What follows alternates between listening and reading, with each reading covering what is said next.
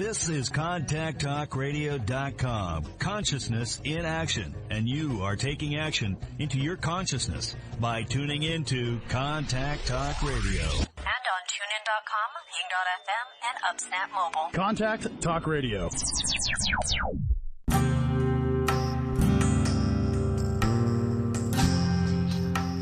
Welcome to Spiritual Psychic with Sarah Wiseman, where you'll learn how to unlock the secrets of spiritual intuition and your own psychic gifts.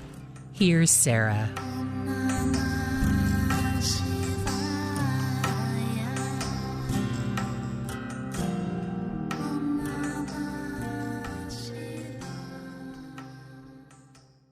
Hello, everybody. Welcome to Spiritual Psychic. I'm Sarah Wiseman. So today we're unpacking another little piece of channeling. We're going to be doing this on this podcast throughout the year. And this is channeling that I've been receiving. It's the most recent, and it has some new ideas that haven't come forward, at least haven't come forward through the channeling that I've been doing. So I'm kind of excited to share it with you. All right, so here it is. Again, these are very short. We're just going to take the little piece of the little nugget and kind of explore it a little bit. So here we go. So this idea is diversity of viewpoint is so important in this new world. You each have a piece of the equation. You each have a piece of the puzzle. And this reminds me of kind of, there used to be these old fairy tales of a person who had to accomplish a task. It was often like the poor beggar boy, and he wanted to marry the king's daughter, you know, in this patriarchal fairy tale. But this person had some gifts of connection with nature. And so the king or the emperor would say, go find me the magical ring that is across 7 deserts and across 7 seas. And the ring is on a mountain of rice. And if you find the ring and bring it back to me, you know, you'll win the hand. Again, patriarchy. But just so we're just looking at this idea that he's got to go and do this impossible task. And so what happens is all the other people try, the other princes try, and they send their armies and they can't do it. They try to do it this really linear way.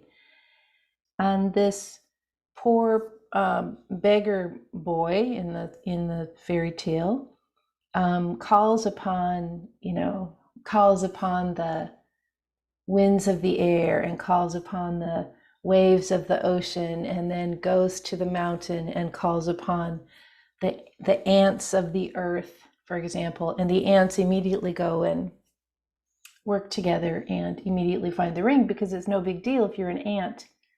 That's what you're doing all day. So this person, instead of taking this linear approach, like here's the problem, we will solve it, they just go and expand, and they get all the viewpoints.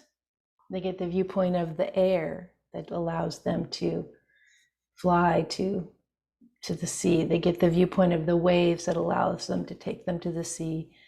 They get the viewpoint of the small insect beings that most people in this fairy tale considered not conscious. They considered none of those conscious, the air, the earth, the ants.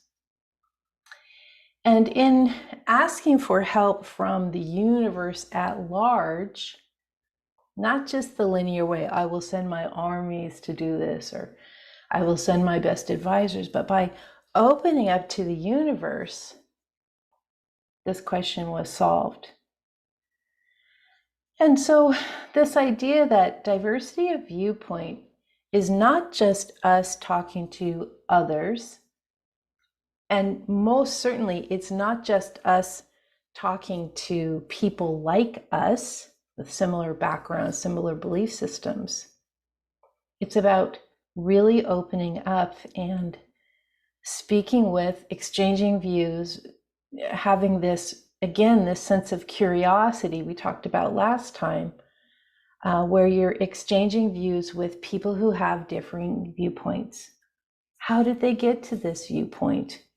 You might still find their viewpoint is incorrect, doesn't resonate with you, but you have this increased understanding. Well, like, oh, yeah, there is another way to do it. There's so many ways to do things. There's so many ways to think about things.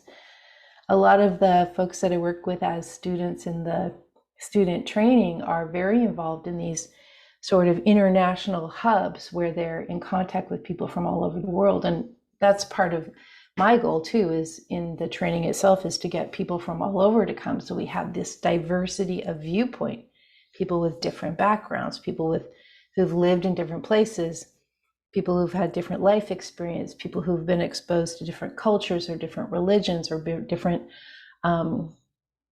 standards of ways of living. Just all provides this opening of the view, this everyone putting their piece of the puzzle in, so that we're uplifting as collective soul, as a group, not just pockets of collective that are against each other like tribes, but one collective, one oneness. And we're all adding to, here's what I've discovered. What have you discovered? Here's what I've found. What have you found? I'm Sarah Wiseman. You can find me at sarahwiseman.com for courses and books and other stuff. And I'll be back next time.